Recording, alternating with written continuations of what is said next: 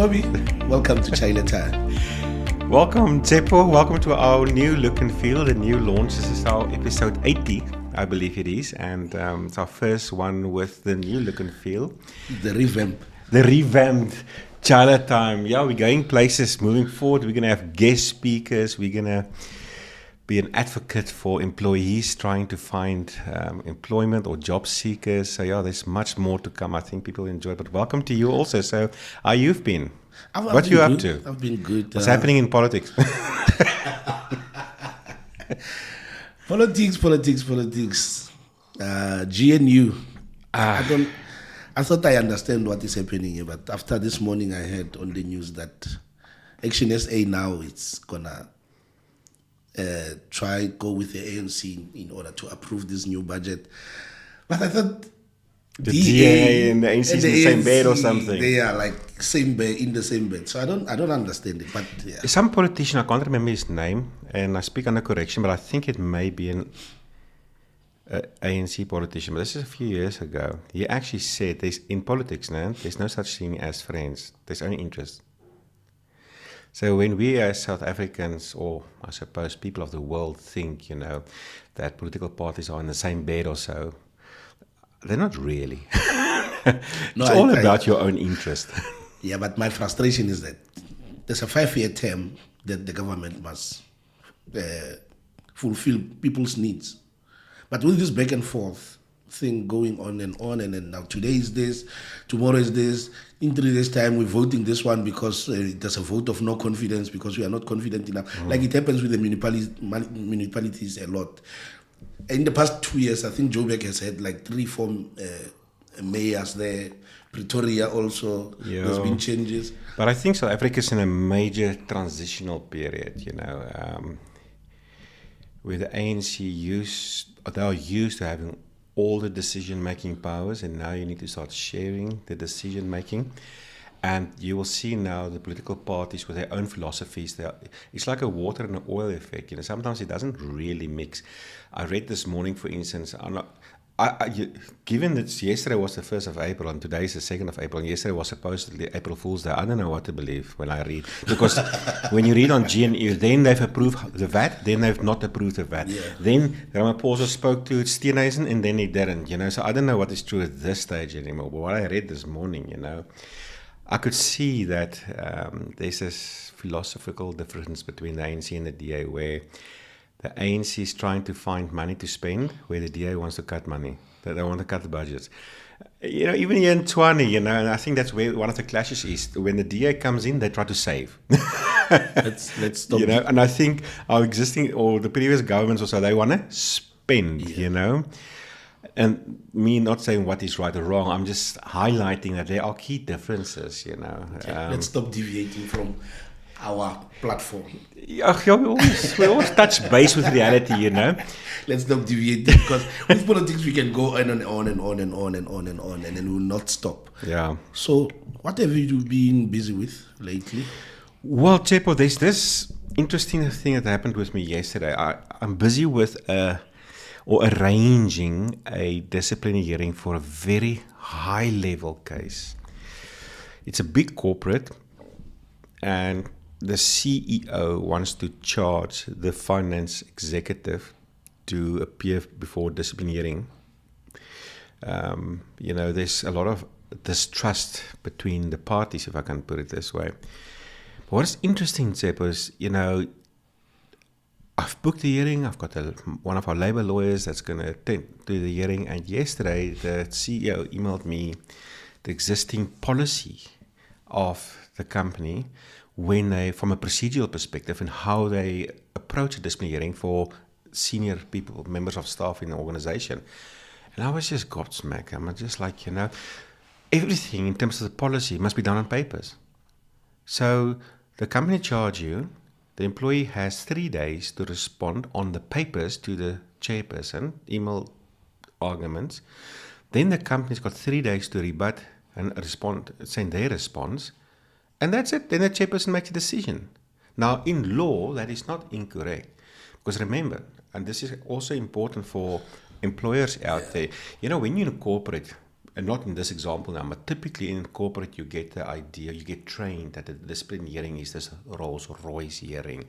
You have an opening statement, and then you have your evidence in chief, and then you have your cross-examination, the re-examination, your witnesses, your closing arguments, your mitigating and aggravating factors, and it takes forever to do this, a very professional hearing, and you must wear a suit and a tie, and you must present yourself well. Yes, it's like a criminal case, but the reality of the matter is, procedure and employees often at the CCMA, they will dispute the procedural fairness of a dismissal, but they don't realize that procedural fairness is really a checkbox approach. And the commissioner will ask, in terms of Schedule 8, subsection 4 now, if this is a misconduct dismissal, were you charged in the form and the language you understand? Were you given reasonable opportunity to prepare? Did you have opportunity to make representations? Had you had an opportunity to be represented by a fellow employee or a union official, which is typically a shop steward? Were you given the outcome of the hearing? Yes. That's procedure. Tick, tick, tick, tick. So nothing prevents an employer to say, listen, let's do a hearing on the papers. In principle, nothing wrong with it. But now I'm just getting nervous because I'm like, this is such a high-profile case. I actually recommended an inquiry by an arbitrator, and apparently they don't want to. Now I'm thinking to myself, the employer is going to walk into this kind of inquiry where everything is done on the papers, and there's no opportunity to look your opponent in the eye and do cross-examination and actually test the papers. There's no opportunity for witnesses, and I know the charges, you need some witnesses. Now, I understand that the witnesses can submit affidavits and all those kind of things, but you know what, there's just something about looking your opponent in the eye and asking cross-examination, and the chairperson can then make a decision based on the balance of probabilities, because a lot of the decision-making process for a chairperson is what they see the parties do and how they conduct themselves, and try to make a judgment call on the integrity of witnesses. Anybody can say anything on papers, Once again, it's not wrong, but I'm just surprised that some companies got these policies that doesn't suit the purpose, But anyway, it's just... But the question will always remain. Remember, I know I love rolling these dice every time when we speak. Remember, CEO sitting in his office, he's got a vision. Maybe it's called Vision 2030. Mm-hmm. By 2030, this is the level where the company must reach. There's HR companies that they normally outsource. They will write their policies and stuff. Does he know those policies? Probably about 10 years ago, I represented an employee at the CCMA. Very same thing. And we disputed this procedural fairness, and he took out the procedure manual, the HR manual, which was still dusted. I think the pages was already turning yellow. It was old. It was still the existing HR manual, but I think this is probably 3, 4, 5 CEOs later, and they didn't know about that manual, but it was still the official manual. And the strenuous requirements from a procedural perspective was laughing. It was a laughing matter. It's not aligned to a Schedule 8.4. It was not illegal. It was an enhanced conditions that was created. They lost the case, the employer, and they had to pay almost R500,000. This is probably 10 years ago, on procedural unfairness, because their policy, they have forgotten about it. So they acted against their own policy. They act against their own policy. CEO doesn't know they don't what is know. happening. Now, this CEO sent me the policy yesterday, and I started talking to him, and he's like, why do we have these things? I go, I don't know. You see? That's where I throw the WhatsApp emoji. I think it's this almost similar thing that I've been dealing with this week, whereby the owner of the business calls someone that he knows that he can do the job. They say, Chief, please come here. I need subcontractors for my job in Kimberley. The guys are excited. How much are you going to give us? No, I'm going to give you 1, 2, and 3, and this is it. And then they go and work in Kimberley. After 3 months, they are called, hey, that project in Kimberley, it's done, it's finished. But now the CEO is like, but these guys, I spoke to them, and then they agreed that they're going to be subcontractors. But they've been paid through payroll, Sage. Status is permanent employee on the Sage system, and then those kind of things. You see now? Because he didn't understand. He just wanted to see the project running, get over and done with, and then move to the next project. But that's why people like us exist, Tsepo. That's why Thank we are you here, very and much. we can help companies becoming more compliant. So what are we talking about today? Today, Tsepo, let me put it up No, here. it's not Chepo, it's Tsepo. Tsepo. I'm sending you to America. This podcast is about employment law, all the do's and the don'ts we see in companies. Don't start with your political nonsense, because we're going to talk forever. Anyway, today we are talking about settlement traps. What do you mean? People not reading the fine print on settlement agreements, especially the ones at the CCMA. Settlement traps, Tsepo. Just unpack for us when you say trap. And this is for, I think the value of this podcast is for both employers And employees. and employees. But I think my focus here really today is to educate employees. But for the employer, let me address the value for the employer first. Sometimes you're faced with a case, with a dispute. Let's just as an example say, and I think in our example today, it's typically relating to a Section 73A dispute, where an employee is claiming some money, maybe outstanding remuneration or leave or whatever the case may be. And, you know, you have some, I must be very careful here because you don't want to sound unethical, Tsepo. But this is the do's and the don'ts. It happens, you know, all the illegal stuff. The funny part of labor relations. I call it the dark arts, the dark arts of labor law. Sometimes you have an employer, you know, you've got an employer who are very hard, okay? They don't want to give anything to employees, even if they owe the employees maybe leave or whatever the case may be, you get that. And you as the poor HR manager must, or IR supervisor, whatever, you must go fight this case at the CCMA. So now you have a set-down notice, it's maybe arbitration for a Section 73. You know in your heart you owe the employee maybe annual leave or whatever.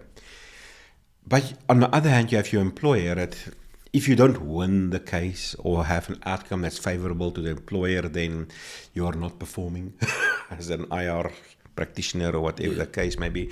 So you have this expectation that you can just make things go away. And you know what? And I think this is the value of today is that for the employer is that sometimes there are hidden secrets, the settlement traps for employees that are hidden in settlement agreements, especially if a previous dispute was agreed. Like typically, like in this case, you'll have a dismissal dispute, you enter into a settlement agreement. Later, they file a Section 73A dispute because of outstanding salary, for instance. Now you get to that dispute, now your employer expects you to make it go away. And you as an employer, HR manager, whatever, and you think, I don't know how I'm going to do this, you know. Because we owe the person money. But what I'm highlighting today, if you are that HR manager who can't just walk in and say, yeah, we'll sign a check for your annual leave, and you've got an employer who are a bit malicious, hard, and say, you need to make this go away. There are some times, you know, and I'm highlighting one element here today, where you can, as an employer, get away with a situation whereby you even owe the person money, but you're going to get away with it. So for the employees, you need to catch your wake up and smell the coffee sunshine. You need to read these settlement agreements. Yeah, sometimes it goes back to the issue of mine because I was telling the employee that, so my brother, you were excited when they told you that you're going to get more than what you were getting in your previous project. Then you're like, no, it's fine, I'll work. Without signing anything, you verbally agreed. It's like, yeah, no, well, I was excited because my life was going to change. Mm-hmm. So when they see the numbers, also, they forget a lot of things and focus on, okay, I got him, he's paying me for that. And they don't understand a settlement agreement.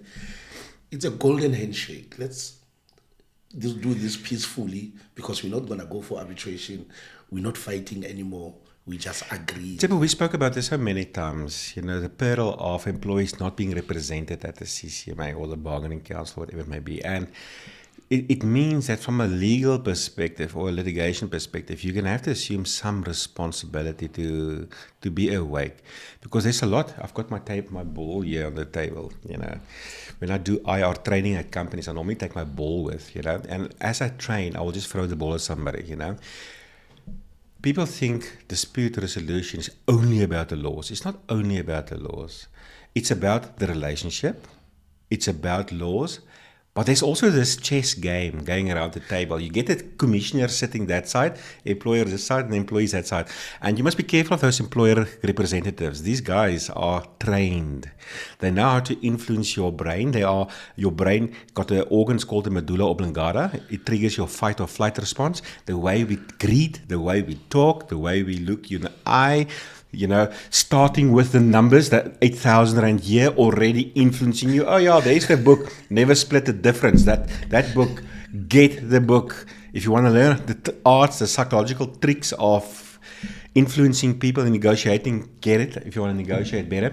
But there are ways that employers try to influence the parties to get to a desired outcome, but now the employee is not equipped to deal with that. And everything happens below the table almost, it's subconsciously, you're not even aware of what's happening in front of you. Now in this case this employee was dismissed, okay? And there's a case number which I typed out there a bit so we don't give personal information away.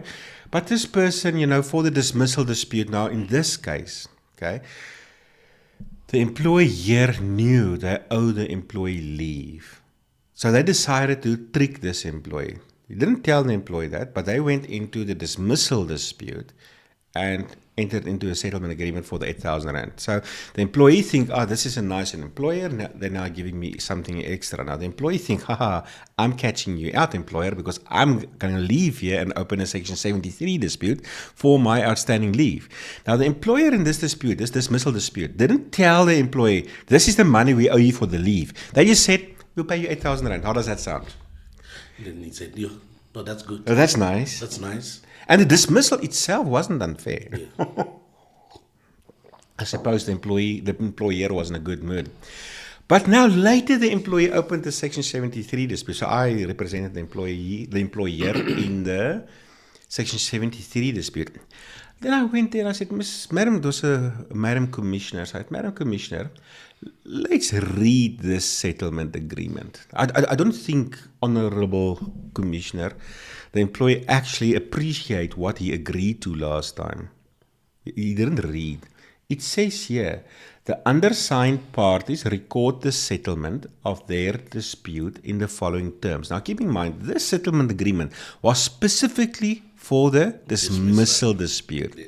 So now the employee thinks that this agreement is only for the dismissal dispute, but he doesn't read. He must read this thing, okay? By signing this agreement, the parties acknowledge that the agreement was read to them and interpreted when necessary, and that they understand the content hereof. Now, this agreement is in full and final settlement of the dispute referred to the CCMA. Fine. Let's continue. As well as in full settlement of all statutory payments due to the applicant as reflected at paragraph 6 of this agreement. Where no statutory payments are due and owing to the applicant, it shall be specified at paragraph 6 of this agreement. Now, let's just go to 3.2. It confirms that. 3.1 here talks about the money, the monetary value of this agreement, in this case, 8,000 Rand. No? But 3.2 say, the amount in paragraph 3.1 is inclusive of statutory payments due to the applicant, unless specifically excluded in terms of paragraph 6 below. Now, statutory payments means, let's say as an example in this case now, the following case was annual leave. The employer owes the employee annual leave. Now, this settlement agreement basically say, yes, there's a dismissal dispute in front of us. We are agreeing on the 8,000 Rand for this dispute, but this money is also inclusive of all other monies owed to you, unless if it is specifically excluded. Now, this is where employees must wake up now, because I think there's a bit of ambiguity in this agreement, because it keeps on referring to paragraph 6, but it's actually not paragraph 6, it's actually paragraph 5. Now, here you will get certain statutory requirements, severance pay, notice pay, and in this specific case, we talk about leave pay. So, if the company still owes you leave pay and you want to exclude leave pay from this settlement, you need to specify here, no, this agreement excludes leave pay.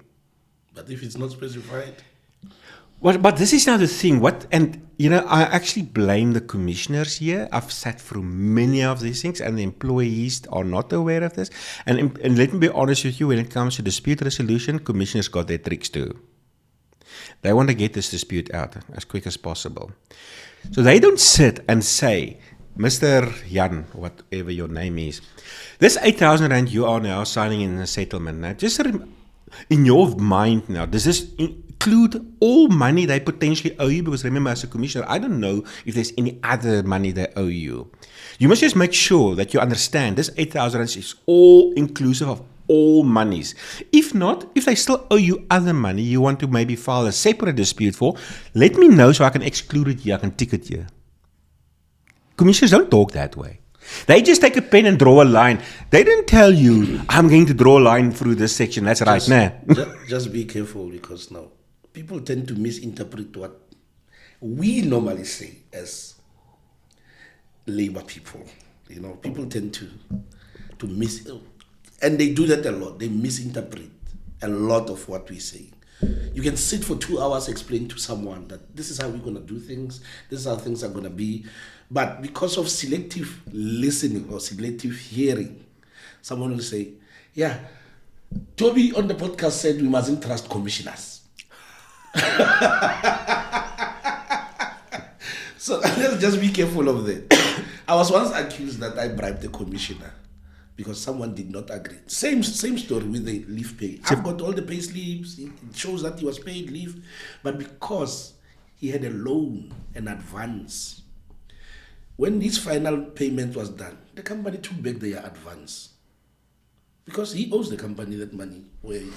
Then I explained, this is the advance. He's like, no, this is my leave money. They deducted it. He walked out of the CCM and said, yeah, you guys are together. You are friends. I'll comment on what you said just now. But now in this case, all the commissioner could do is, listen, you agreed, there's no dispute. If you want to attack the settlement agreement, you must go to the labor court. But no, this is a thing, for you can technically attack the validity of a settlement agreement at the labor court. But a settlement agreement signed at the CCMA is extremely difficult to challenge because the conditions are typically favorable to both parties. There's no biasness from the commissioner. There's an interpreter, and they typically explain things well, so on and so forth. But to come back to your comment, this got nothing to do with trusting commissioners or not. Okay. No, I understand. I'm just saying. No. Yeah, we use it. I'm trying to correct the interpretation now in terms of what our audience may hear. Yes.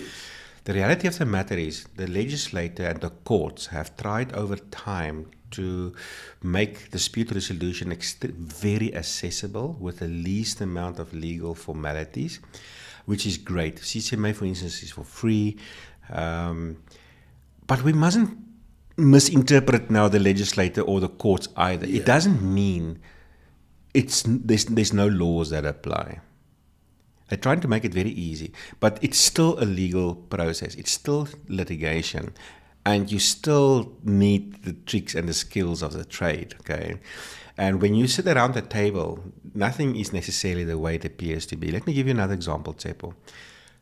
2 months ago, I represented an employer at a certain CCMA. They use me sometimes. They're not really a client per se, but sometimes they use me. They unfairly dismiss 2 people.